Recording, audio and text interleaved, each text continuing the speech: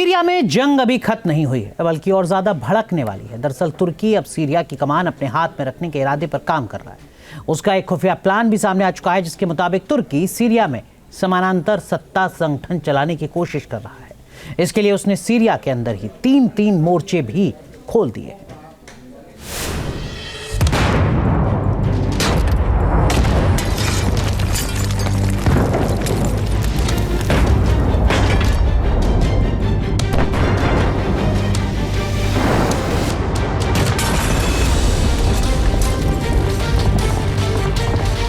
Syria पर कब्जा करने का इरादा। तुर्की के सीक्रेट प्लान का खुलासा। सीरिया में तबाही का नया सीक्वल।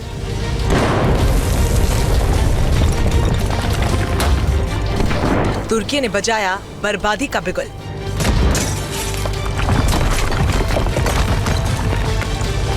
सीरिया में वही हो रहा है जिसकी तमन्ना तुर्की ने बरसों से पाल रखी थी। असद सरकार के तख्ता पलट के बाद सीरिया में खूनी रंजिशों का दौर खत्म नहीं हुआ। असद सरकार के गिरने और खुद बशर अल असद के रूस भाग जाने के बाद तुर्की के लिए सीरिया एक खुला मैदान हो गया है।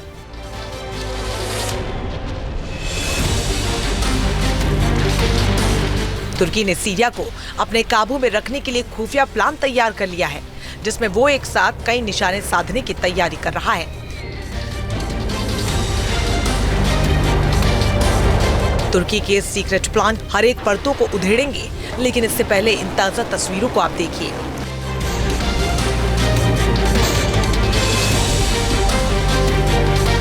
सीरिया में असद सरकार के खात्मे के बाद तुर्की ने कुर्दिश लड़ाकों पर हमला और भी तेज कर दिया है। कुर्दिश लड़ाकों पर अटैक की ये तस्वीरें उत्तरी इराक के गारा इलाके की हैं, जहां तुर्की की सेना ने PKK के 6 कुर्दिश लड़ाकों को मार गिराया।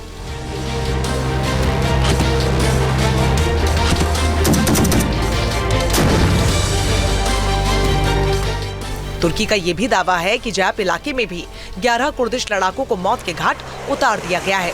तुर्की पर आरोप है कि कुर्दिश लड़ाके अलेप्पो के करीब सीरिया के यूफ्रेट्स शील्ड इलाके में आतंकी हमला करने की साजिश रच रहे थे।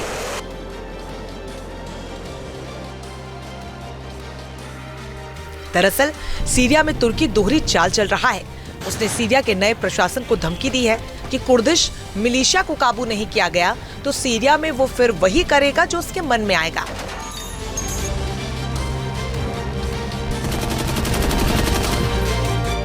कुर्दिस्तान वर्कर्स पार्टी यानी कि PKK ने पिछले 40 साल से तुर्की की नाक में दम करके रखा है।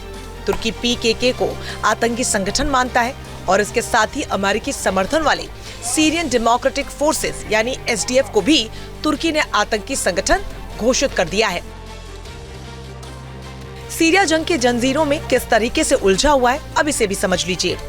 सीरिया में अमेरिकी हितों को महफूज रखने वाली SDF ने यह दावा किया है कि तुर्की समर्थित टर्किश मर्सेनरीज के 52 लोगों को मार दिया गया और भारी मात्रा में उनके हथियारों को कब्जा उन पर कर लिया गया। ये तस्वीरें बताती हैं कि सीरिया में हालात और भी तेजी से बदलने वाले हैं, जहां अमेरिका के साथ तुर्की का तनाव चरम पर जा सकता है।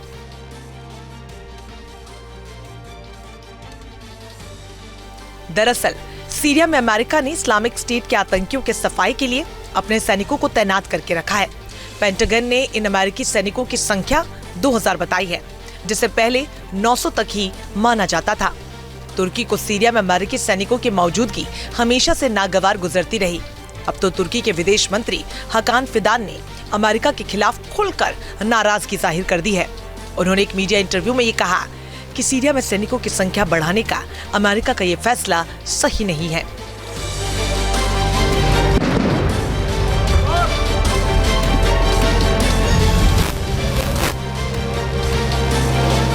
जाहिर है कि तुर्की को सीरिया में अमेरिका फूटी आंख नहीं सुहाता है, क्योंकि इसकी वजह से तुर्की के लिए सीरिया की जमीन पर अपने सीक्रेट प्लान को उतारना लगभग नामुमकिन है।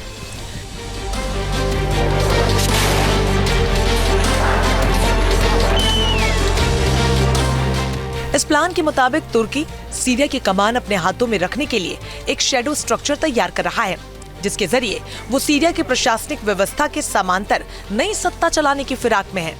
इसके तहत तुर्की सीरियाई अधिकारियों की सहायता के लिए सलाहकारों की आड़ में अपने समर्थन वाले अधिकारियों को तैनात करने की कोशिश में है।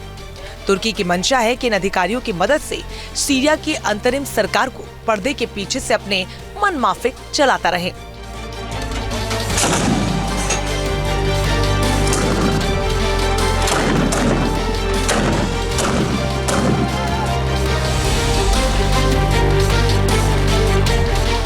तुर्की के राष्ट्रपति रेचेप एर्दोगान अपने सीक्रेट प्लान की कामयाबी के लिए सीरिया की सेना की भी लगाम अपने हाथों में रखने की कोशिश में है। तुर्की चाहता है कि सीरिया की सेना को अपने कंट्रोल वाली सीरियन नेशनल आर्मी की नुमाइंदगी में ले आए, जिससे जिहादी ग्रुप के साथ साथ एचटीएस भी शामिल हो। हैरानी की बात तो यह है कि जिस एचटीएस को तुर्की आतंकी संगठन बताया गया है, वो अब सीरिया में तुर्की के लिए एक बड़ा चारा बन चुका है। इन तस्वीरों को देखिए। सीरिया में तुर्की की इंटेलिजेंस एजेंसी MIT के मुखिया इब्राहिम कलीम और एचटीएस कमांडर जोलानी एक ही कार में मौजूद है। कई एक्सपर्ट्स तो ये भी कह रहे हैं कि तुर्की कुर्दिश लड़ाकों के खिलाफ जंग में एचटीएस को खड़ा करना चाहता है। तुर्की की जबरदस्त कोशिश है कि कुर्द जो है उनको हर प्रकार से खत्म किया जाए, और वो चाहता है कि उसके लिए एचटीएस उसकी सहायता करे, क्योंकि तुर्की को बहुत बड़े पैमाने पर एचटीएस के जो ऑफेंसिव हुआ था, जिसके माध्यम से वो 6-7 दिन में दमस्कस पहुंच गए थे, तुर्की की बड़ी ज़बरदस्त सहायता थी। अभी चाहेगा तुर्की की वही सहायता एचटीएस उनकी करे कुर्द के खिलाफ कार्रवाई करने के लिए। सीरिया में तुर्की की दिलचस्पी जग जाहिर है। वो अपनी सीमा की हिफाजत के नाम पर ऑटोमन मिजाज वाली साम्राज्यवादी इरादे को भी बढ़ावा देना चाहता है, जो कभी मिस्र से लेकर सीरिया होते हुए नॉर्थ अफ्रीका के तटीय इलाकों तक फैला हुआ था। इसके लिए तुर्की सीरिया में 3 और मोर्चे खोलने से बिल्कुल परहेज नहीं कर रहा।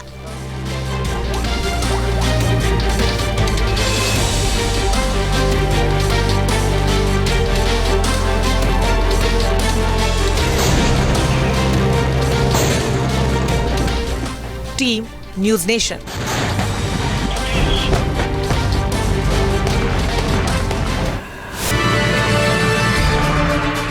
सीरिया में जंग अभी खत्म नहीं हुई है, बल्कि और ज्यादा भड़कने वाली है। दरअसल तुर्की अब सीरिया की कमान अपने हाथ में रखने के इरादे पर काम कर रहा है। उसका एक खुफिया प्लान भी सामने आ चुका है, जिसके मुताबिक तुर्की सीरिया में समानांतर सत्ता संगठन चलाने की कोशिश कर रहा है। इसके लिए उसने सीरिया के अंदर ही 3 मोर्चे भी खोल दिए।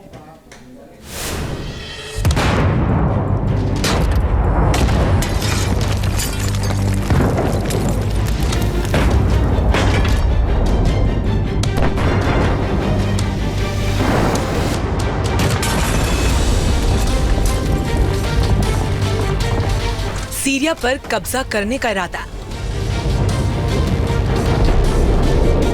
तुर्की के सीक्रेट प्लान का खुलासा।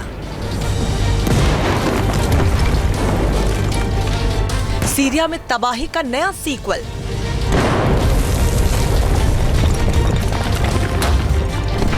तुर्की ने बजाया बर्बादी का बिगुल।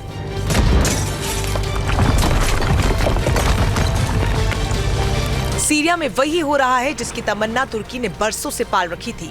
असद सरकार के तख्ता पलट के बाद सीरिया में खूनी रंजिशों का दौर खत्म नहीं हुआ। असद सरकार के गिरने और खुद बशर अल असद के रूस भाग जाने के बाद तुर्की के लिए सीरिया एक खुला मैदान हो गया है।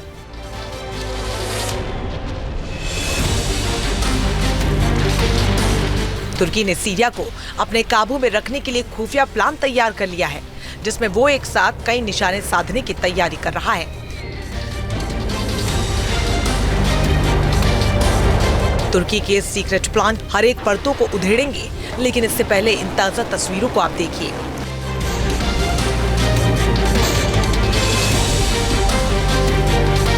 सीरिया में असद सरकार के खात्मे के बाद तुर्की ने कुर्दिश लड़ाकों पर हमला और भी तेज कर दिया है। कुर्दिश लड़ाकों पर अटैक की ये तस्वीरें उत्तरी इराक के गारा इलाके की हैं, जहां तुर्की की सेना ने PKK के 6 कुर्दिश लड़ाकों को मार गिराया।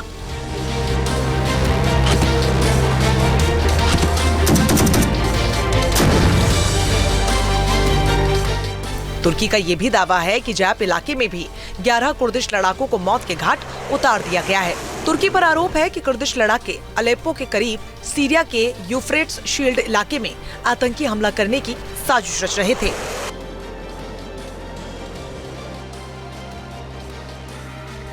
दरअसल सीरिया में तुर्की दोहरी चाल चल रहा है। उसने सीरिया के नए प्रशासन को धमकी दी है कि कुर्दिश मिलिशिया को काबू नहीं किया गया तो सीरिया में वो फिर वही करेगा जो उसके मन में आएगा।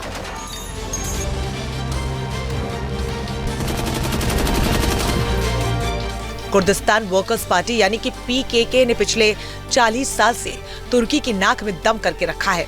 तुर्की पीकेके को आतंकी संगठन मानता है और इसके साथ ही अमेरिकी समर्थन वाले सीरियन डेमोक्रेटिक फोर्सेस यानी एसडीएफ को भी तुर्की ने आतंकी संगठन घोषित कर दिया है। सीरिया जंग के जंजीरों में किस तरीके से उलझा हुआ है, अब इसे भी समझ लीजिए। सीरिया में अमेरिकी हितों को महफूज रखने वाली एसडीएफ ने यह दावा किया है कि तुर्की समर्थित टर्किश मर्सेनरीज के 52 लोगों को मार दिया गया और भारी मात्रा में उनके हथियारों को कब्जा उन पर कर लिया गया। ये तस्वीरें बताती हैं कि सीरिया में हालात और भी तेजी से बदलने वाले हैं, जहां अमेरिका के साथ तुर्की का तनाव चरम पर जा सकता है।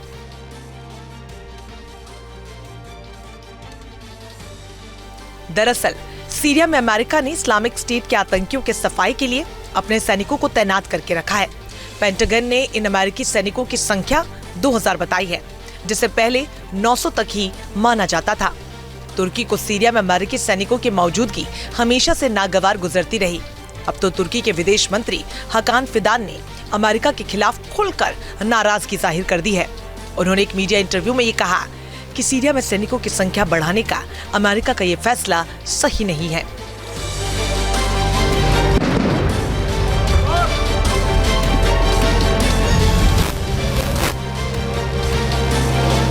जाहिर है कि तुर्की को सीरिया में अमेरिका फूटी आंख नहीं सुहाता है, क्योंकि इसकी वजह से तुर्की के लिए सीरिया की जमीन पर अपने सीक्रेट प्लान को उतारना लगभग नामुमकिन है।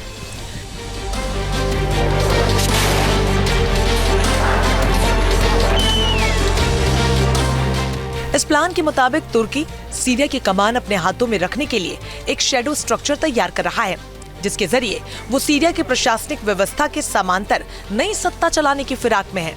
इसके तहत तुर्की सीरियाई अधिकारियों की सहायता के लिए सलाहकारों की आड़ में अपने समर्थन वाले अधिकारियों को तैनात करने की कोशिश में है।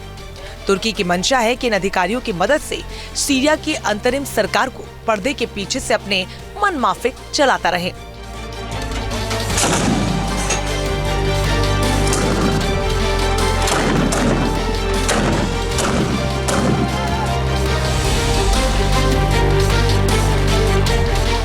तुर्की के राष्ट्रपति रेचेप एर्दोगान अपने सीक्रेट प्लान की कामयाबी के लिए सीरिया की सेना की भी लगाम अपने हाथों में रखने की कोशिश में है।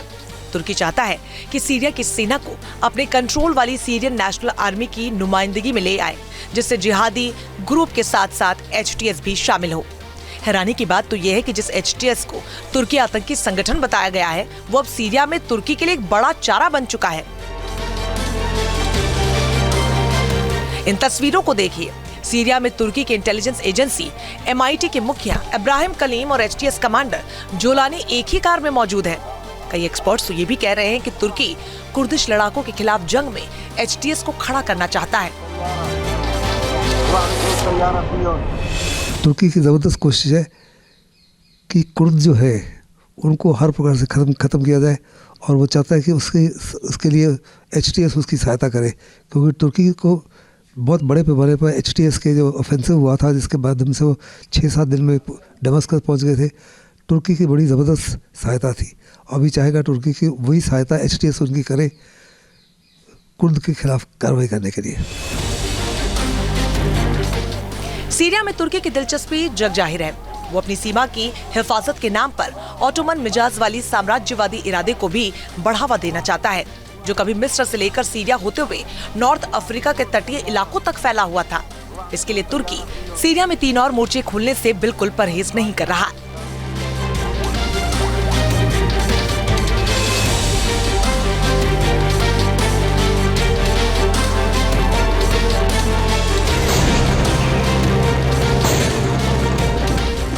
Team news nation.